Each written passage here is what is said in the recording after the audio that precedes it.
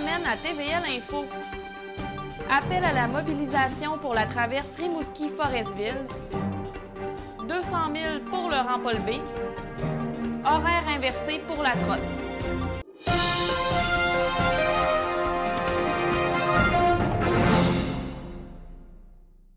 Bonjour et bienvenue à ce bulletin d'information TVL Info.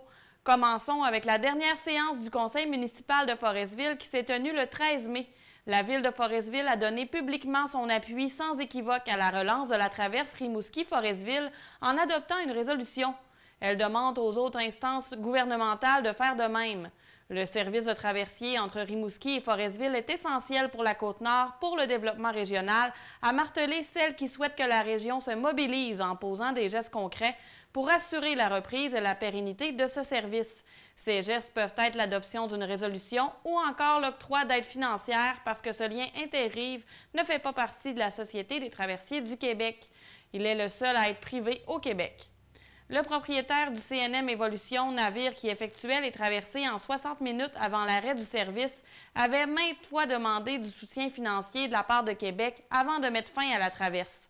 Les sociétés de développement de Forestville et Rimouski se sont associées depuis quelques années déjà afin de remettre en place un traversier. La Corporation de liaison maritime Rimouski-Forestville a ainsi été créée en février 2024 pour officialiser le partenariat, mais elle devra trouver les fonds nécessaires à son projet. Selon Micheline Anctil, le dossier est très actif présentement. On est à l'étape de vraiment mettre de la pression parce que si on veut y arriver, on est rendu à cette étape-là. Il y a donc une résolution je ne ferai pas la lecture intégrale, mais qui vient chercher de façon officielle, par résolution, mais on a travaillé le dossier depuis déjà quelques années, vous le savez bien, mais mettre encore plus en évidence que c'est un service essentiel entre les deux rives, c'est un service complémentaire, c'est un service, c'est la mobilité des personnes, des biens entre les deux rives. C'est tout notre tourisme, c'est le développement économique. Ça donne accès autant à la Côte-Nord, Charlevoix, Saguenay. Quand ça arrive de l'autre côté, c'est le Bas-Saint-Laurent, Gaspésie, la Madeleine, les Maritimes. Alors, il y a des circuits touristiques qui pourraient facilement être encore plus développés avec ce lien maritime qu'on juge vital. Rappelons qu'une autre grève pourrait être déclenchée prochainement dans les traverses de la Société des traversiers du Québec.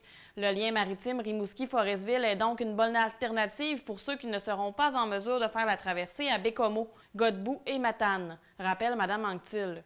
Ça vient appuyer, oui, fortement. Déjà, on dit que les traverses, elles peuvent être toutes complémentaires les unes aux autres. Mais quand une fait une ratée, ben, si l'autre est en fonction, évidemment, elle prend le relais.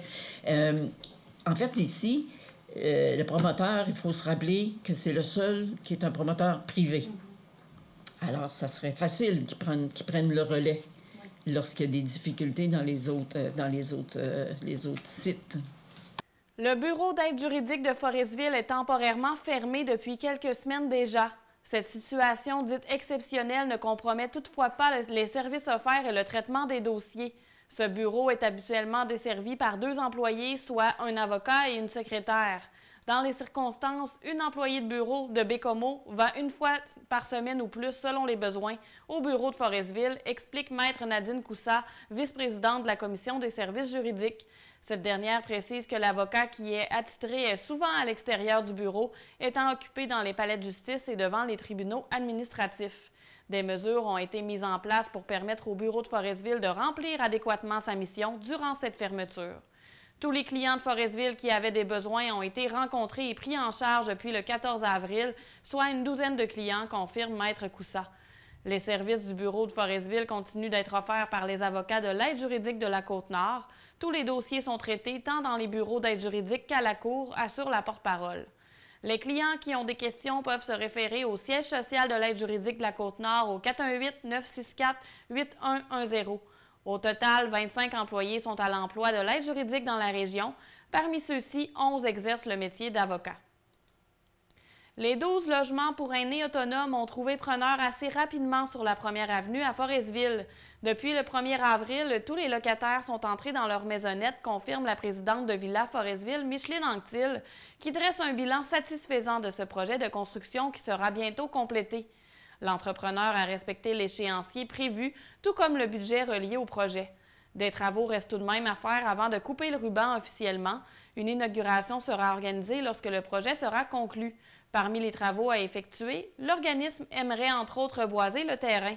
De plus, il travaille présentement à rassembler les fonds pour construire une remise ou des casiers permettant aux locataires de ranger leurs chaises extérieures ou leurs outils, par exemple. Les logements ont trouvé preneur assez aisément, rappelle Mme Anctil. Ce sont de beaux logements avec une belle fenestration et beaucoup de lumière. Les gens sont contents, affirme-t-elle. La demande demeure présente même après la finalisation de cette nouvelle construction. Rappelons que c'est l'entrepreneur Construction Éclair de Clermont qui a réalisé les travaux dont les coûts s'élevaient à 5,3 millions de dollars. Les 2 paliers de gouvernement contribuent au financement du projet, tout comme la Ville de Forestville et de nombreux autres partenaires locaux et régionaux. Comme à l'habitude, la fonte des neiges a révélé l'apparition de nombreux nids de poules dans le rang Paul B à Forestville. Cette année, une somme de 200 000 $ est prévue au budget municipal pour réparer le chemin. En plus de ce montant, la Ville de Forestville aimerait obtenir 30 000 $ supplémentaires du programme d'aide à la voirie locale, volet projet particulier d'amélioration. Elle autorise donc la directrice du développement économique à déposer une demande de subvention en ce sens. Ces 30 000 $ pourraient être ajoutés aux travaux déjà prévus par la Ville au budget d'opération, a divulgué la mairesse de Forestville, Micheline Anctil, lors de l'Assemblée municipale du 13 mai. Le projet d'amélioration du rang Paul B date de plusieurs années déjà. Mme Anctil a affirmé qu'il s'agit d'une priorité pour le conseil municipal qui se dit conscient que cette route a vraiment besoin d'amour depuis plusieurs années. D'abord, les tronçons qui ont déjà été remplis de gravier demandent tout de même de l'entretien. Du nivelage est donc planifié pour les maintenir en état. Également, les élus ont prévu le renforcement d'autres parties de la route. On remplit, c'est certain qu'on amène du gravier, c'est des travaux de ce type-là, c'est pas d'aller asphalter. Hein. Donc, ce qui a été fait au fil des années, là, on est à l'étape de faire du nivelage, il faut aller grader pour les trous du printemps comme partout ailleurs, mais il faut continuer à d'autres espaces. À chaque fois, c'est de réarmer le chemin puis de l'entretenir. Pour l'instant, aucun programme d'aide financière ne permettrait à la Ville de Forestville de refaire la route complètement. C'est une route qui est sur un sol mouvant. On est dans la glaise. Alors, c'est une route qui bouge. Elle a été asphaltée et tout cassée, on le sait. Alors, on y va avec du gravier. On la met plus solide, mais elle va rester sur le gravier. Mais on espère faire à chaque année des bons tronçons qui permet d'améliorer l'expérience de roulage, de roulement. Alors que l'objectif du tournoi de soccer scolaire Marc Richard est d'abord de transmettre aux jeunes le goût du sport, les organisateurs peuvent dire mission accomplie. Les joueurs étaient au rendez-vous et ont eu du plaisir. Le tournoi s'est tenu du 5 au 11 mai au stade Médard-Soucy de Bécomo et à l'école secondaire Serge Bouchard. Le président de l'Association du soccer mineur de Bécomo, Mathieu Pinault, s'étonne toujours de voir la participation active des jeunes. Des élèves d'écoles primaires et secondaires de Bécomo, Pointe-le-Bel, Chute-aux-Outardes, Pointe-aux-Outardes, Ragnaud, Forestville et des Escoumins sont rassemblés pour cet événement. Au total, 602 jeunes étaient inscrits, dont 400 de Bécomo. De plus, notons que depuis peu, il est possible de créer des équipes 100% féminines. Mathieu Pinault précise que même s'il s'agit d'un tournoi, le mot d'ordre reste le plaisir. L'événement organisé par l'Association de soccer mineur de Bécomo en est à sa 65e édition. Monsieur Pinault raconte que depuis environ 15 ans, la meilleure participation a été enregistrée cette année. De plus, il souligne la générosité des bénévoles qui sont présents en grand nombre. L'équipe des Tigres de l'école Saint-Luc de Forestville a remporté la médaille de bronze dans la catégorie féminine 5-6e année. Contrairement aux années précédentes, les courses à pied se dérouleront en avant-midi et celles de vélo auront lieu en après-midi pour la 48e édition de la Trotte à Forestville. C'est un choix éclairé qu'a fait le conseil d'administration du Club La Trotte qui y réfléchissait depuis quelques années déjà.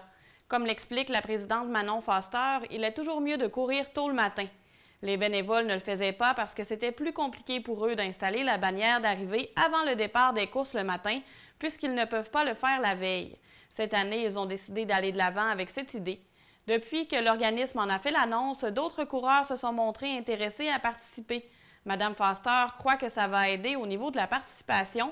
Elle est également heureuse que la compétition d'athlétisme ne se tienne pas la même fin de semaine que la trotte cette année. La présidente espère attirer entre 125 et 140 participants. Aucun autre changement n'est prévu pour l'événement. Le dîner hot dog sera de retour, tout comme les jeux gonflables. La gestion du chronomètre sera assurée par une nouvelle compagnie puisque Gestion SPAC a été vendue. Notons que le parcours du 5 km reviendra à la normale. Les coureurs pourront circuler dans la 8e rue puisque les travaux sont terminés. Le Club La Trotte accepte tous les bénévoles qui lèvent la main pour les aider à réaliser cette journée d'activité. Que ce soit pour faire la signalisation ou pour cuisiner les fameux roteux, il y a du travail pour tous ceux qui peuvent donner du temps. C'est ce qui met fin à ce bulletin TVL Info. Suivez-nous pour plus d'informations locales.